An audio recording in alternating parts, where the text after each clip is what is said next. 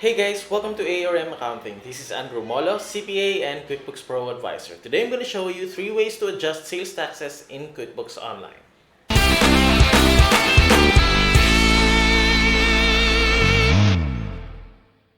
There are 3 common instances where adjusting sales taxes becomes necessary. In this video, we will be dealing on how to approach these problems the proper way. Let's start with the first scenario.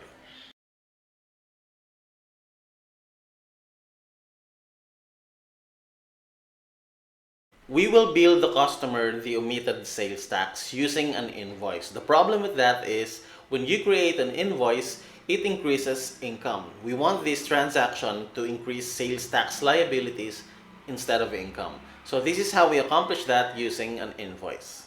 On the left navigation pane, let's go to Sales and click on Products and Services. Now we will be creating a new service item by clicking on this green button right here.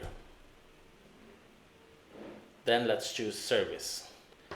Let's name this adjustment item. For our income account, we will link this item to uncategorized income. Then let's leave the rest of the details blank and hit save and new. Okay, next click on this link, change type. Then this time we will create a bundle.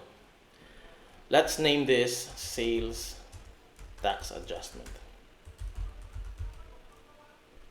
Okay, don't click on this box right here so that the components of your bundle will not be displayed in the customer invoice. Okay, so for the first item, the first line, let's choose adjustment item and let's put +1 on the quantity.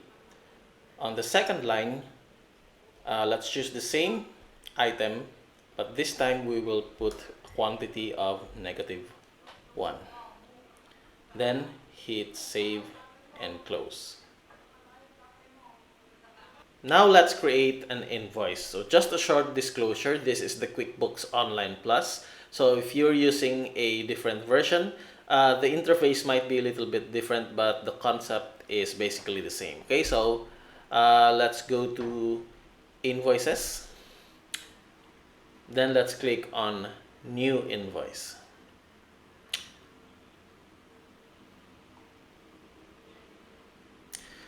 This invoice is for this customer, sample customer. Okay, so on our first line, let's choose the bundle that we just made. The bundle was named sales tax adjustment. So it's this one. So on the rate, let's put the amount, $500. And then the next line is $500 as well. Now let's go to the adjustment item that has a positive quantity. It's this one. And let's make it taxable. Then let's make the other one non-taxable.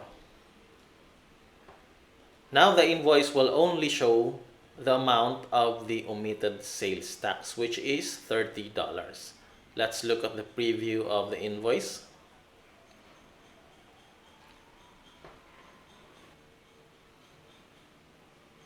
Okay, now let's look at the transaction details.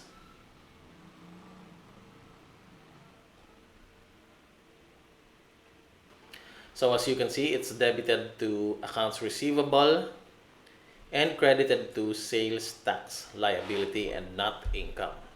Okay, next scenario.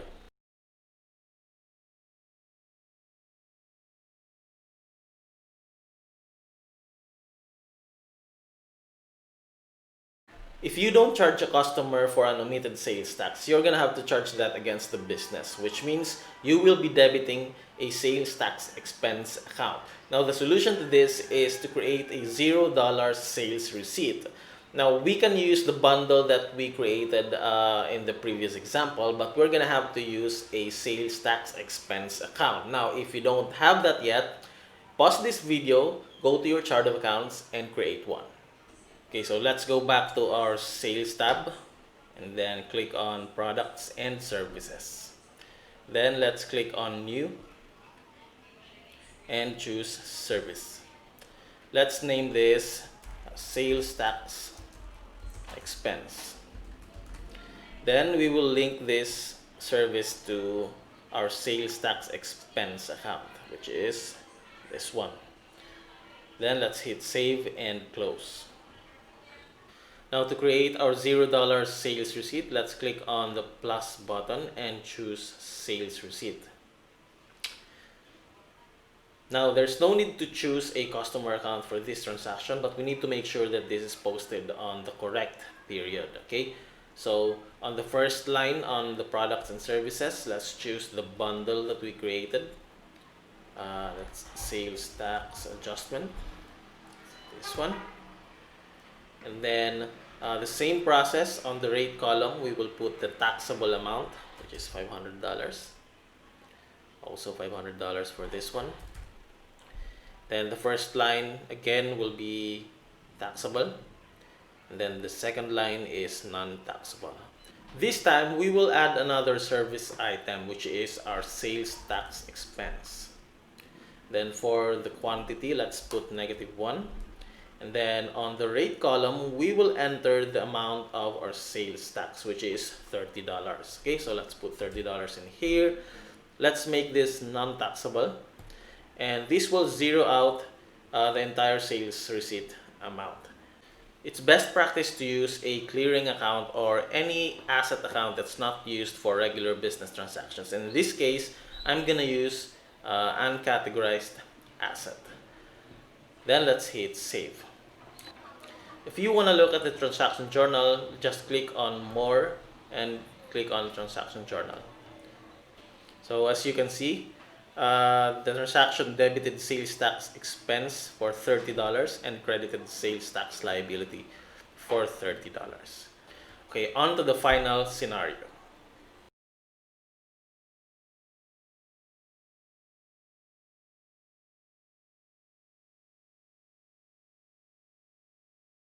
Okay, so this one is quite easy. If you need to override tax rates or the amount itself before filing for your tax returns, you just have to go to your sales tax center, choose your tax agency, go to your latest return schedule and click on prepare return. And then next to your tax amount, which is $180, click on the adjust link, and then you can change the tax code in here.